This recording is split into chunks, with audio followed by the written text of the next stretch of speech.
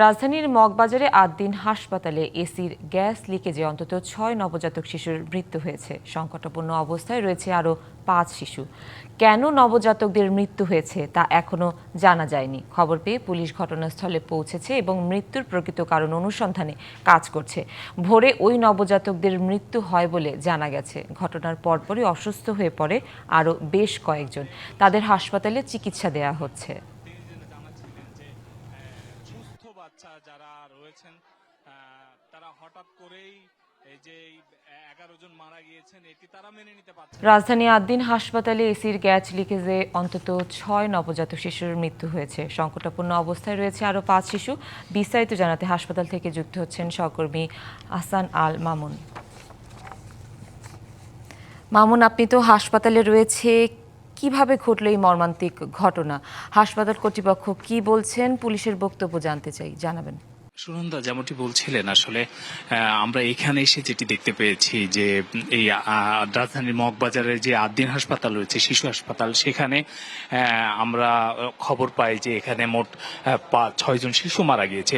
মূলত আমরা ফিল্ডে এসে যেটি দেখতে পেলাম যে এখানে এসে যেসব শিশু মারা গিয়েছে তাদের স্বজনদের সাথে আমাদের কথা হয়েছে এবং মৃত্যুবরণ করা ৩ জন শিশু কোলে করে তারা আমাদের সাথে কথা বলেছেন এবং তারা বলছেন যে মোট 11 জন শিশু মারা গিয়েছে, যেটি ৬ জন বলছিলেন আপনি কিছুক্ষণ আগে, কিন্তু স্বজনরা বলছে মোট 11 জন।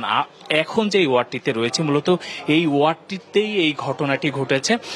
তারা যেটি বলছেন যে রাত ৩:৩০ থেকে এই ঘটনা ঘটে এবং ৫ জন শিশুকে এখান থেকে স্বাভাবিক মৃত্যু বলে বের করে নেওয়া হয়।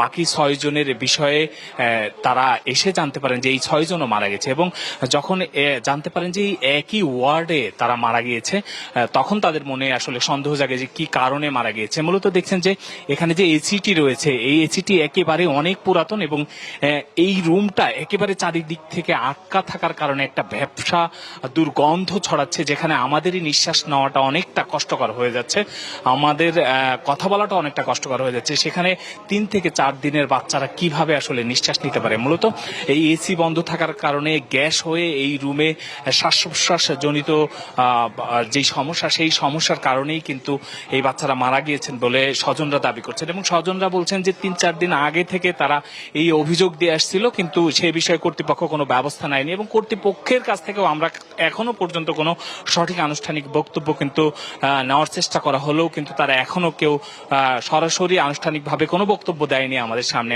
এখানে গণমাধ্যম কর্মীরা রয়েছে, আমরা যেটি এখন পর্যন্ত দেখতে পাচ্ছি যে ওয়ার্ডগুলো দেখা যাচ্ছে, এই ওয়ার্ডে মোট 13 জন বাচ্চা ছিল, 13টি ফ্যামিলি ছিল, 13টি ফ্যামিলির বাচ্চা ছিল এবং এখান থেকে 11 জন মারা গিয়েছে এবং বাকি 2 জনকে আইসিইউতে স্থানান্তর করা হয়েছে এবং এখানে যারা কর্তব্যরত নার্স রয়েছেন তারা কেউই ক্যামেরার সামনে নেই এবং সবাই দূরে দূরে রয়েছেন, আমাদের সাথে কারোরই দেখা হয়নি এখন পর্যন্ত। এবং যেই ওয়ার্ডগুলো দেখছেন, যে এই ওয়ার্ডগুলোর যে পোস্ট অপারেটিভ ওয়ার্ড, এটা এক, এবং আপনাকে যদি একটু দেখায় যে এই পোস্ট অপারেটিভ ওয়ার্ডের 2 নম্বর আরেকটি কক্ষ রয়েছে, সেই 2 নম্বর কক্ষের ভেতরেও যদি একটু দেখায় যে মূলত আসলে এখানে যে এত পরিমাণ দুর্গন্ধ, যেটি নিঃশ্বাস আসলে নিয়ে কথা বলাটা অনেকটা কষ্টকর হচ্ছে। দেখছেন যে চারিদিকে আটকা একটি জায়গা, এখানে এসি বন্ধ, একদম বিদঘুটে এক ধরনের দুর্গন্ধ, যেখানে 3 থেকে 4 দিনের নবজাতকরা কিভাবে আসলে নিঃশ্বাস নেবে সেটি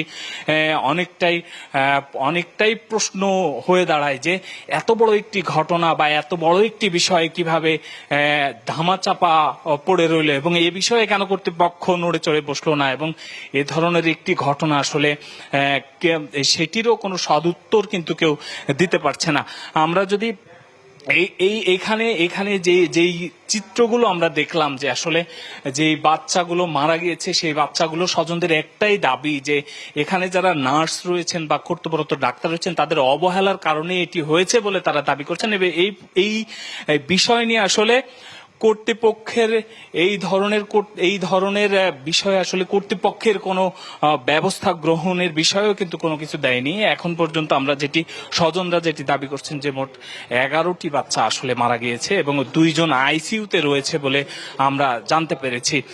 সব মিলিয়ে কর্তৃপক্ষের আনুষ্ঠানিক বক্তব্যের পরে হয়তো আসলে আরো বিস্তারিত জানানো সম্ভব হবে এবং এখানে আইন শৃঙ্খলা বাহিনীর অনেকেই রয়েছেন, তারা আমাদের সাথে কোনো কথা বললে সেটি আমরা পরবর্তীতে জানিয়ে দিতে পারবো। তো 8 দিন শিশু হাসপাতাল থেকে এখন পর্যন্ত এই ছিল আমার কাছে সর্বশেষ। সুনন্দা। মামুন, আপনি থাকুন, পরবর্তী সংবাদে আরো তথ্য জেনে নেব আপনার কাছ থেকে। কাল সারা দেশে উদযাপন হবে পবিত্র ঈদুল আজহা। আজও পথে পথে শেকড়মুখী মানুষের ভিড়। ঈদের আগের দিনের এই যাত্রায় পথের ভোগান্তি বাড়িয়ে দিয়েছে ভারী বৃষ্টি। সকাল থেকেই মেঘলা আকাশ, সাথে বৃষ্টি পথে পথে বাধা হয়ে দাঁড়িয়েছে ঈদ যাত্রায়। ঢাকা টাঙ্গাইল মহাসড়কে রাত থেকেই শুরু হয়েছে তীব্র যানজট। বৈরী আবহাওয়ায় বন্ধ হয়ে গেছে অনেক ফেরি চলাচল। এদিকে সকাল থেকেই কমলাপুর রেলওয়ে স্টেশনে শেকড়মুখী মানুষের ভিড় ছিল। একে একে বিভিন্ন গন্তব্যে প্ল্যাটফর্ম ছেড়ে যাচ্ছে ট্রেন। বৃষ্টি মাথায় করে টিকিট হাতে নির্দিষ্ট ট্রেন খুঁজতে স্টেশন জুড়েই যাত্রী চাপ। ট্রেনের ছাদে যাত্রী ওঠা ঠেকাতে রেলওয়ে কর্তৃপক্ষ ও আইন শৃঙ্খলা বাহিনীর সদস্যদের তৎপরতা দেখা গেছে। অন্যদিকে ভোর থেকে রাজধানী ছাড়ছে একের পর এক বাস। টার্মিনালে এসে টিকিট না পাওয়া ও বাড়তি ভাড়া নেওয়ার অভিযোগও আছে যাত্রীদের।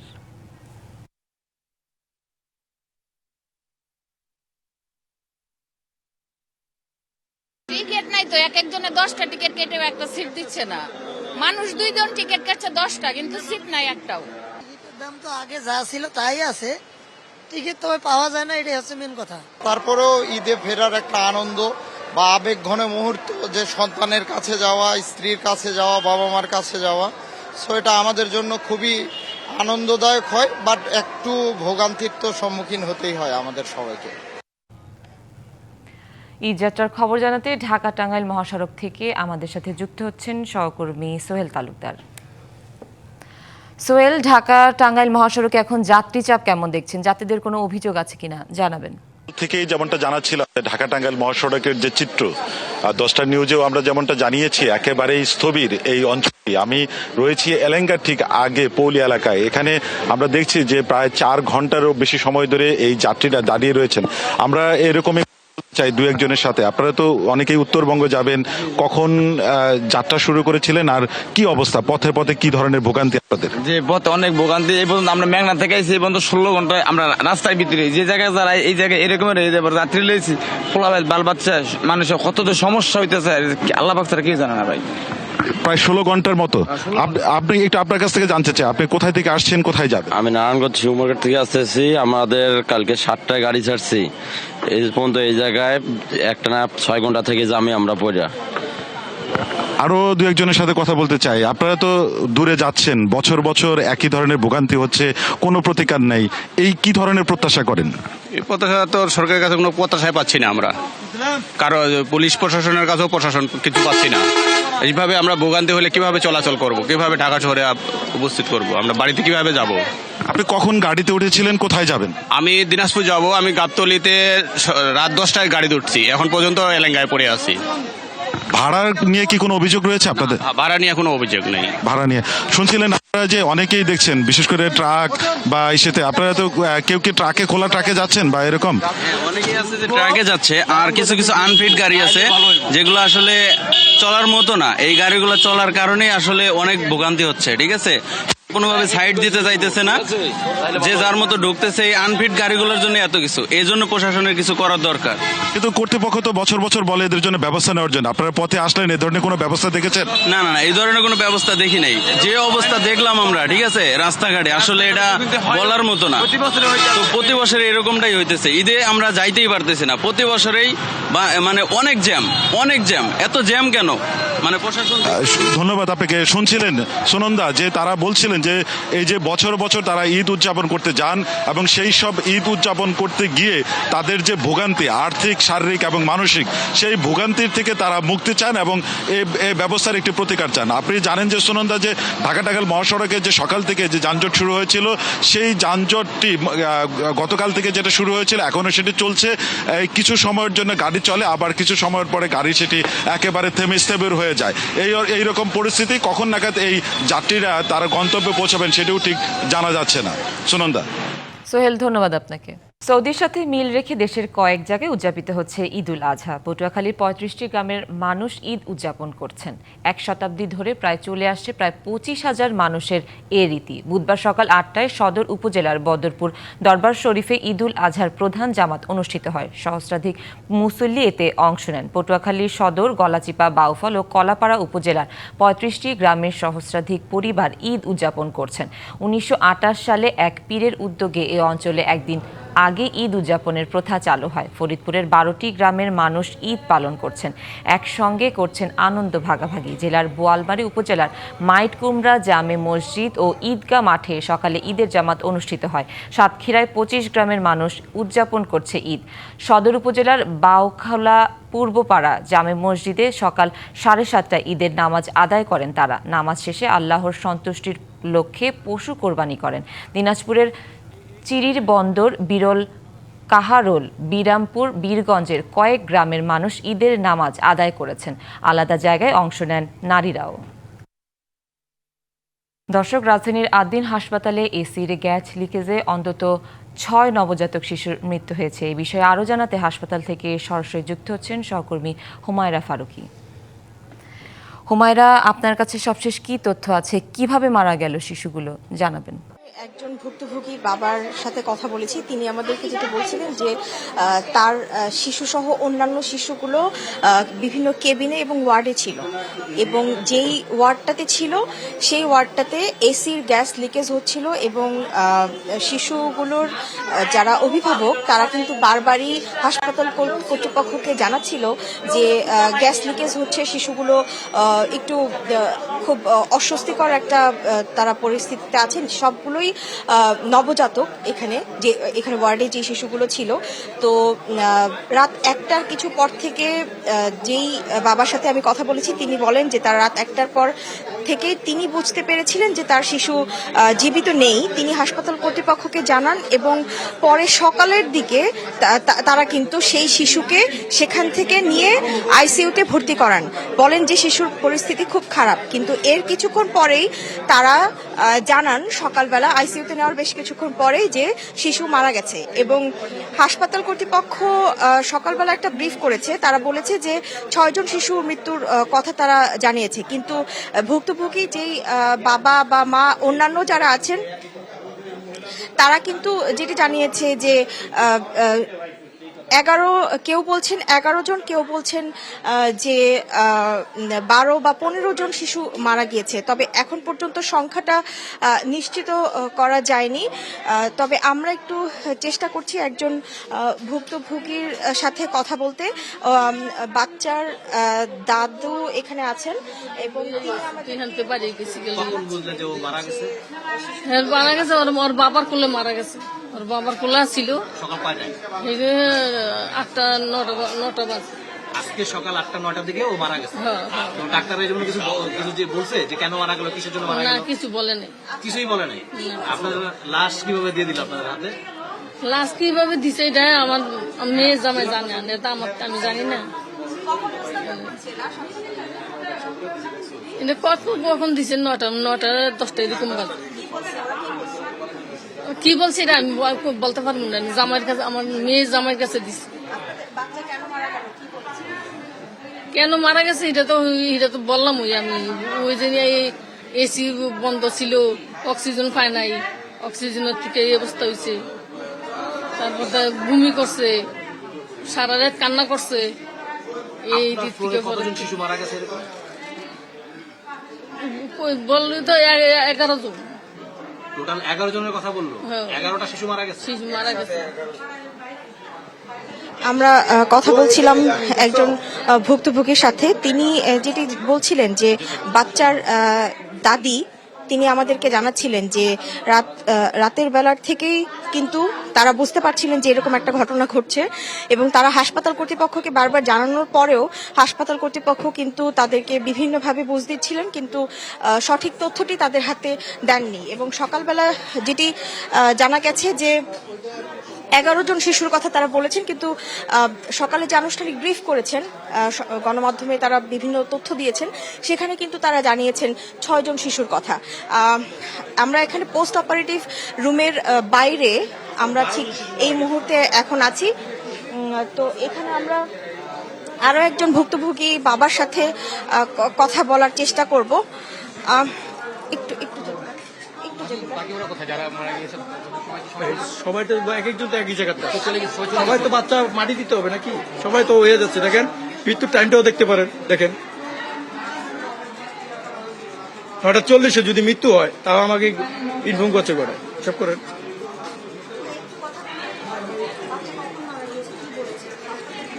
হাসপাতাল কর্তৃপক্ষ এখন পর্যন্ত কিছু বলে নাই। এই যে এখন করছে 12টা বাজে অবস্থান করছে, কিচ্ছু বলে না উপরে থেকে। গেলাম লাশটা নিয়ে আসলাম এই পর্যন্তই, নার্সও কিছু বলে নাই, ডাক্তারও কিছু বলে নাই। এরা এখন কিছু বলতে পারো, কর্তৃপক্ষের আদেশ, মানে আমাদের তো আর কিছু করণীয় নেই ভাইয়া।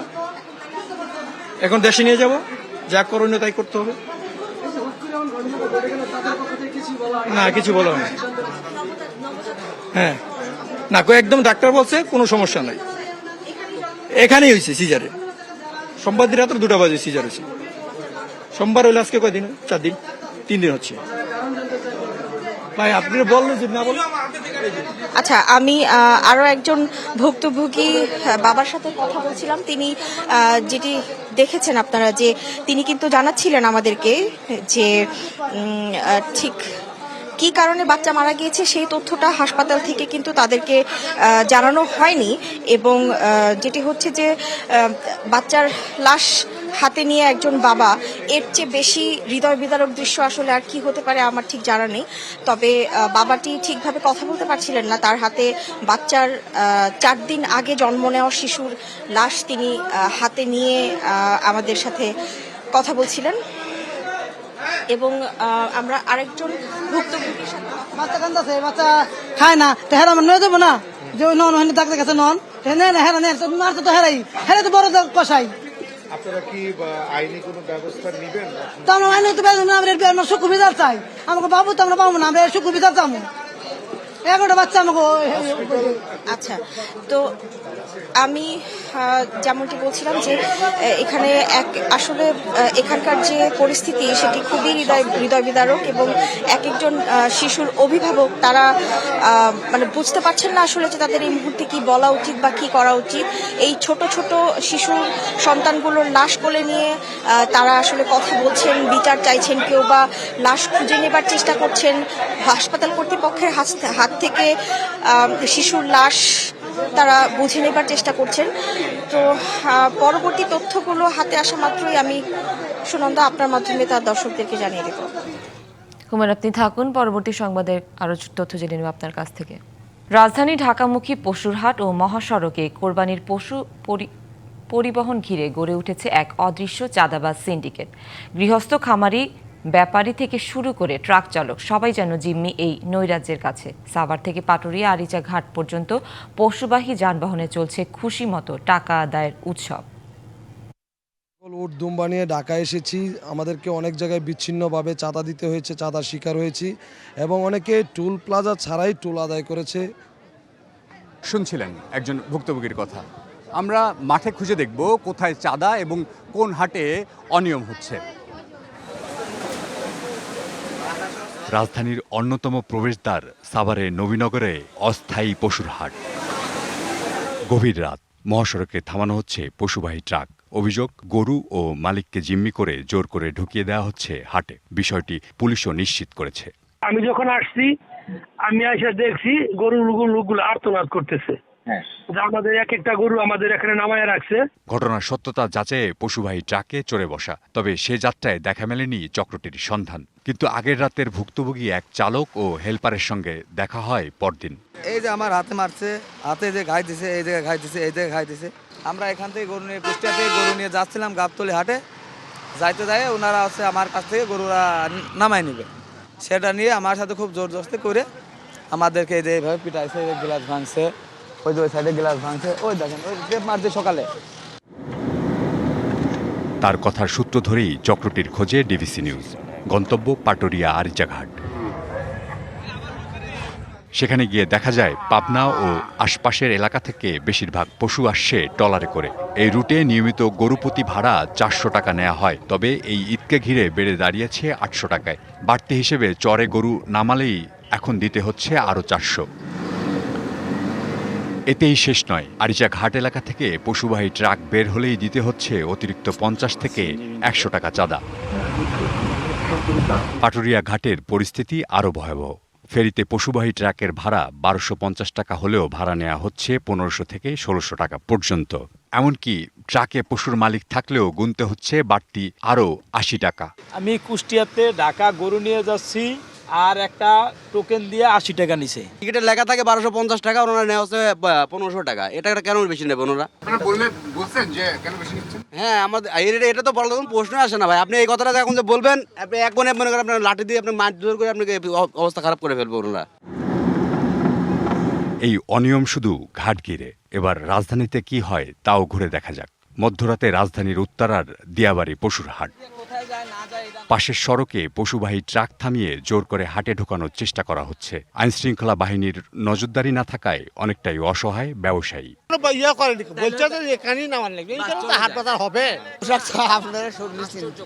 যাক বাবা, সবই আমার ভুল, আমরা জোরহাট করছি, আমার গাড়িটা চাই দেন। পশুর হাটের মাইক থেকে শোনা যায় চাঁদা না দেওয়ার আহ্বান, তবে বাস্তবতা ভিন্ন। ব্যাপারীরা জানান শুধু ত্রিপল টাঙিয়ে নিচে খুঁটি বসাতেই গুনতে হচ্ছে 1 থেকে 1,500 টাকা পর্যন্ত। প্রত্যেকটা গরু 1500 টাকা। তারপরে এখান থেকে ব্যাপারীরা সব বাধা দেওয়ার কারণে হাট মালিক পরে নিষেধ করলো, তারপরেও ওরা শোনেনি। এই বছরে হচ্ছে গরু বেচলে টাকা দেওয়া লাগবে, বাঁধলে টাকা দেওয়া লাগবে, 1000 টাকা চাইতে।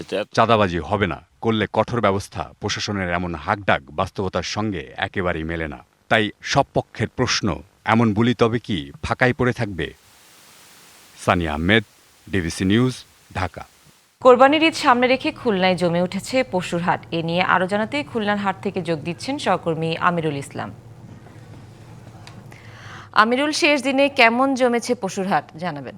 খুলনায় বলা যায় শেষ মুহূর্তে পশুর হাট জমে উঠেছে। এখন যেটা হয়েছে যে সকালের এক পশলা বৃষ্টি, সেই সঙ্গে ঝোড়ো হওয়া কিছুটা থমকে দাঁড়িয়েছে, এবং এখানটায় কিন্তু দেখা যাচ্ছে মাঠে অনেকটা যে হাটে পানি জমেছে। আর কথা বলবো, এখানে রয়েছেন যে খুলনা জেলা প্রাণী সম্পদ কর্মকর্তা ডক্টর মোহাম্মদ শরীফুল ইসলাম। আসলে হাটের কি অবস্থায় আছে, ক্রেতাদের বিক্রেতা কেমন দেখছেন? যে আলহামদুলিল্লাহ, বরং বৃষ্টি হওয়ার কারণে শুধু ক্রেতা বিক্রেতাদের একটু কাটার জন্য সমস্যা হচ্ছে, কিন্তু আমাদের যে কোরবানির জন্য যে পশুগুলো বাজারে আসছে তাদের জন্য বৃষ্টি হওয়াটা তাদের জন্য আরামদায়ক হয়েছে। কারণ বিশেষ করে বড়ো গরুগুলা এই ঠান্ডা আবহাওয়ায় তাদের জন্য ভালো হয়েছে। তা না হলে খামারিরা প্রায় অনেক বড়ো গরুগুলো হিটস্ট্রোকে অনেক সময় মারা যেতে পারে, প্রচণ্ড গরমে হাঁপায়। সেগুলো থেকে এই বৃষ্টি হওয়ার কারণে ভালো হয়েছে। বাকি একটু কাদা হওয়ার কারণে হয়তো ক্রেতা বিক্রেতার জন্য একটু অসুবিধা হচ্ছে সাময়িক, কিন্তু আমাদের পশুর জন্য এটা ভালো হয়েছে আর কি। এবছর তো পশু প্রস্তুত রেখেছেন, কি অবস্থা, বেচা কিনা দিয়ে কেমন লাভ হচ্ছে খামারিদের? খামারিদের ভালোই, গতবারের তুলনায় এবার দাম অনেক বেশি আর কি। মোটামুটি খামারিরা তারা খুশি আর কি। মানে গতবারের তুলনায় এবার একটু দাম বেশি হওয়ার কারণে তাদের লস হচ্ছে না, লাভই তারা হচ্ছে আর কি তাদের। ধন্যবাদ। আর এমন যেমনটি বলছেন, কথা বলবো, এখানে যে ব্যাপারী রয়েছে তার সাথে কথা বলার চেষ্টা করবো। বেচা কেনার কি অবস্থা দেখছেন? বেচা কেনার অবস্থা গতবারের চেয়ে খুবই কম, এবং বাজার খুবই নরম। গতবার যে দাম ছিল তার থেকে অনেক কম প্রত্যেকটা গরুর দাম। ধন্যবাদ আপনাকে। বেচা কেনার কি অবস্থা? বেচা কেনা ভালো ভালো ভালো কেনা বেচা আসছে। ধন্যবাদ আপনাকে। এবং এখানে রয়েছে, এবং বলা যায় যে খুলনা জেলায় যে জেলা প্রাণী সম্পদের পক্ষ থেকে 10,000 খামারিতে 1,63,000 পশু প্রস্তুত রাখা হয়েছে, এবং খুলনায় যে চাহিদা রয়েছে 1,54,000। সেক্ষেত্রে দেখা যাচ্ছে যে খামারিতে আরও 8,000 পশু উদ্বৃত্ত থাকবে। আর যদি বিভাগেরটা দেখা যাচ্ছে যে 10 জেলায় যে প্রাণী সম্পদ অধিদপ্তরের সহযোগিতায় প্রায় 14 লক্ষ পশু প্রস্তুত রাখা হয়েছে। খুলনা বিভাগে চাহিদা রয়েছে 10 লক্ষ, তারপরে 3.5 লক্ষ পশু উদ্বৃত্ত থাকবে, যেগুলো ঘাটতি যে বিভাগগুলো সেগুলো সরবরাহ করা হবে। এবং বলা যায় শেষ মুহূর্তে ক্রেতা বিক্রেতা আগমনের মধ্য দিয়ে খুলনার পশুর হাটগুলো জমে উঠেছে। এটাই ছিল সর্বশেষ অবস্থা। আমিনুল, ধন্যবাদ আপনাকে। রাজধানীর আদ্দিন হাসপাতালে এসির গ্যাস লিকেজে অন্তত নবজাতক শিশুর মৃত্যু হয়েছে। এই বিষয়ে কথা বলছেন চিকিৎসকরা। আমরা সরাসরি যুক্ত হচ্ছি সেখানে। 6টার দিকে হঠাৎ করে দায়িত্বরত নার্স সে দেখেছে মারাও তাদের কাছে বলেছে যে বাচ্চাকে অসুস্থ মনে হচ্ছে। ওই সময় খুব দ্রুত 6 জন বাচ্চাকেই আমাদের নিউনেটাল আইসিইউতে নেওয়া হয়েছে। নিউনেটাল আইসিইউতে নেওয়ার পরে ওখানে 2 জন বাচ্চাকে ওনারা ব্রড ডেথ পেয়েছে, আর 4 জন বাচ্চা খুবই ক্রিটিক্যাল অবস্থায় ছিল, তাদেরকে ওনারা ভেন্টিলেটরে সাপোর্টে রেখেছিল এবং তারা চেষ্টা করেছে। পরবর্তীতে ওই 4টা বাচ্চাকেও বাঁচানো যায় না। মানে এখন 6 জনের 6 জন বাচ্চাই ছিল ওখানে, 6 জন বাচ্চাই ছিল ওখানে। এই কারণটা কি একটু বলবেন, আপনারা কি পেয়েছেন? কারণ কি? ওই রুমটা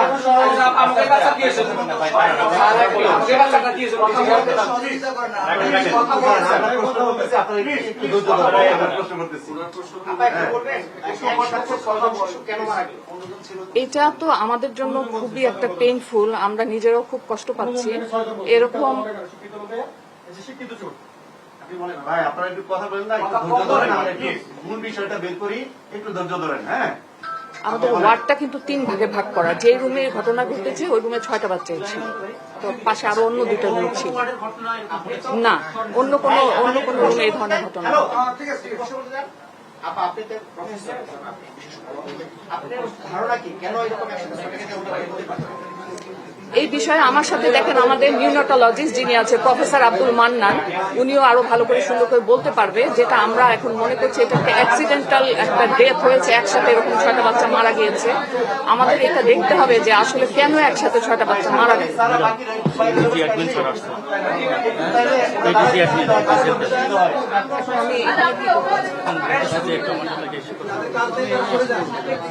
এবং এই যে আপনি যে কোশ্চেনটা করতেছেন এটা ভালো অ্যান্সারটা আসলে আমাদের